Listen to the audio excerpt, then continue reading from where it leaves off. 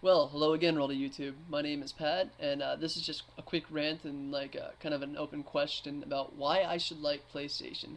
And I've always had like my prejudices against Sony and PlayStation in general, and like I keep getting flamed by fanboys out there who want to defend it to the death and tell me that I'm wrong. And I'm gonna put up my arguments here about why I don't like Sony and why I never really liked any of the PlayStation consoles. And I would like people to post and try to convince me that I'm wrong, and I would like to hear the counter arguments and that these are the hangups that I have with the systems.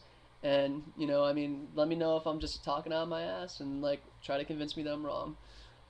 So here it goes. First of all, I'm just gonna go in order. The PlayStation One, I was never a huge fan of, and the reason why I was never a fan of it is because that well, for starters, the load times. The load times drove me insane, and that's always been a problem, like with PlayStation One and Two. But like PlayStation One was ridiculous, and I couldn't take it. It's like every single game you're playing, you're like, "Wee, I'm having fun," and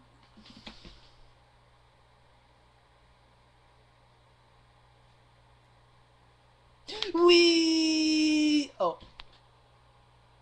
and it just got too much. It was annoying. It was That's not fun to me. I couldn't take the load times. It was ridiculous. And other than that, also they just became complete media whores, and they this big multi-billion-dollar company came in and tried to buy up all the companies and strong-armed their way through the industry and took everything away from Nintendo and from Sega. And they did it really rotten and dirty, and people were just willing to follow in line like lemmings, and just that kind of drove me crazy. And yeah, I guess I am a little bit anti-establishment and anti-giant corporation, but I mean, come on, this is Sony. They are a pretty rotting corporation. But more than that, though, I mean, as far as the actual practicality of the system, though, there was still more issues than that, like the controller.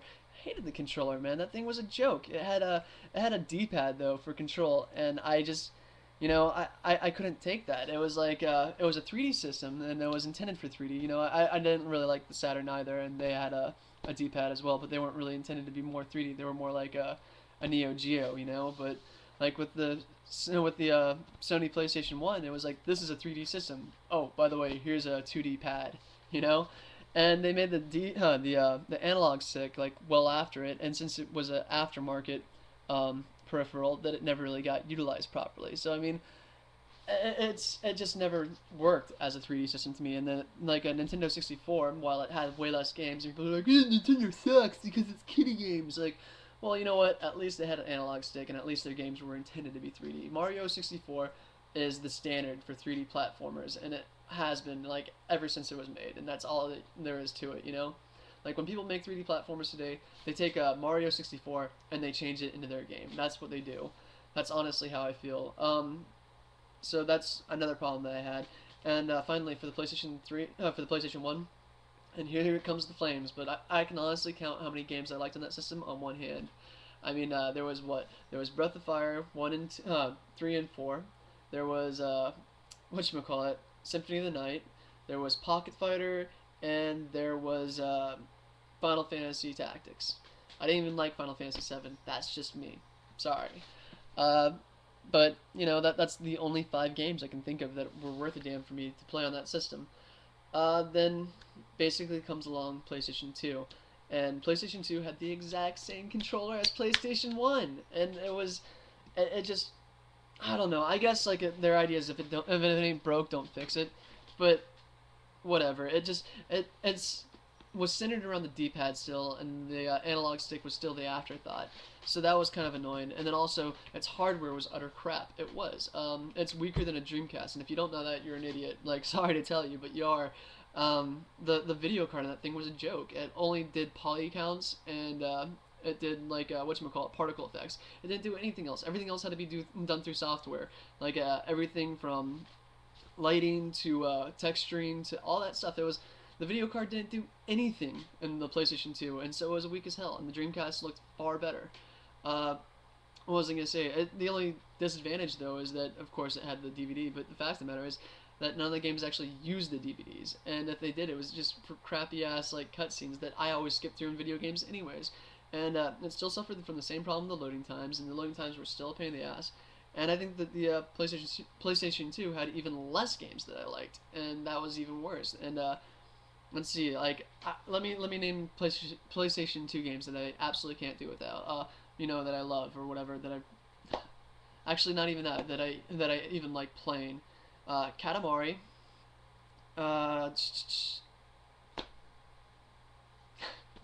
See my problem? Shadow of the Colossus.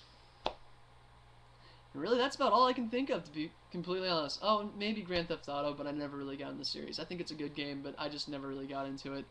So there's that. And it never had any internet connection like Xbox or Dreamcast at least attempted to do, and it just all it had was you can buy a modem for it separately with a hard drive and a keyboard that costs like $200 so that you can go ahead and play Final Fantasy 11 online. Like, who gives a crap? So I never really liked the PlayStation 2, and it's a rampant media whore, and anybody can make a game for it for $50 and a pizza, I guess. And there's absolutely no quality control because Sony doesn't have a problem like making anybody allowing anybody to make a game for the system, I guess.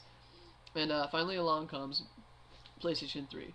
And here it comes. Here's my problem with the PlayStation 3. I will gladly go ahead and buy a PlayStation 3 the second they can meet my criteria, and that's come down to the cost, have games worth buying, and allow me to play with a controller other than your 1990s PlayStation 1 controller. And that's honestly how I feel. It's a joke, man. It is an absolute joke. I don't understand why Sony's sitting there and they look at the history of console gaming, and every single generation of console games, without exception, the most expensive system has failed.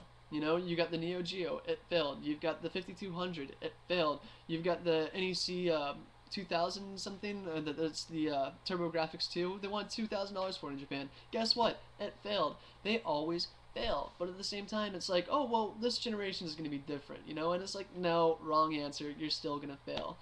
But I guess soldier on, man. They're going to try to go ahead and charge that $600, and now it's $400, but it's killing them. And they've had all their IPs jump ship, and they don't have anything that's worth buying to me. I mean, like, they only have like 5 exclusive titles, and I don't care for any of them. They have what? Metal Gear Solid. Never cared for the series. Don't like it.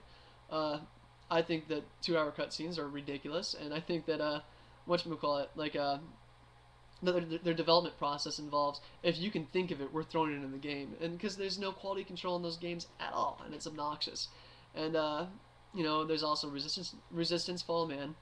I consider that to be the most generic of generic first-person shooters. You're like, oh, Eastern European and monster zombie mutants. Wow, it's completely unoriginal and just not worth having. Motostorm, a generic racer. Woo, Little Big Planet. Why am I gonna go ahead and try to play this kind of game on a console when there's like a million others out there for the computer that let you do way more in depth and do whatever you want as opposed to like their set criteria of a platform? Like, screw that. I think there's gonna be a lot of people who buy the game, but it's only gonna be like used for like a week until they get tired of it. But there's just nothing exclusive on the PlayStation that's worth having. And yeah, finally the controller. It's like you're not going to convince me that the controller is good. I'm sorry. Like, I don't like the controller. I'm not going to like the controller. If Sony had half a brain in their mind, they'd go ahead have half a brain in their mind. If Sony had half a brain, they would allow multiple like options for controllers. Because like, how stupid is it? Like, no, this is our controller, and you have to use this one specific controller. You are not allowed to use anything else. Like, that's just stupid. Like, I like the 360 controller. Sue me. Like, how about this? How about you make a controller similar for it so people like me can go ahead and enjoy your system too if we ever like get around to it. And it's stupid that they're so strong-headed and like, no, this is the only controller you can buy. And I hate that. I absolutely hate that. The controller is designed in the 90s, for God's sakes, and it's got the ergonomics of a hedgehog. It doesn't make any practical sense. When you hold the controller, it just feels like a mess of buttons, though. It doesn't feel like natural. Like, let's see, do I have my 360 controller around here? No, I don't. But the 360 controller, though, it feels very natural. Like, the finger buttons, like, the triggers feel way different than the shoulder buttons, and you can distinguish between the two of them instantly, where the PlayStation 1, or 3 one has identical buttons that feel like exactly the same, except for the bottom ones kind of feel like pressing on marshmallows, and it doesn't even feel like you're doing anything at all. And then, and it doesn't work. And then, like, the analog sticks are this way instead of, like, this, like a proper direction, and it obviously is still centered around the D-pad, and I hate it. I hate it. I hate it. Like, I don't like the controller, and this is a very stupid reason to lose customers, but they still do. And honestly, I feel sorry for people who are buying the PlayStation 3 because the game system, in my opinion, and I keep saying this over and over again, but no one seems to agree with me, is going to be a flop.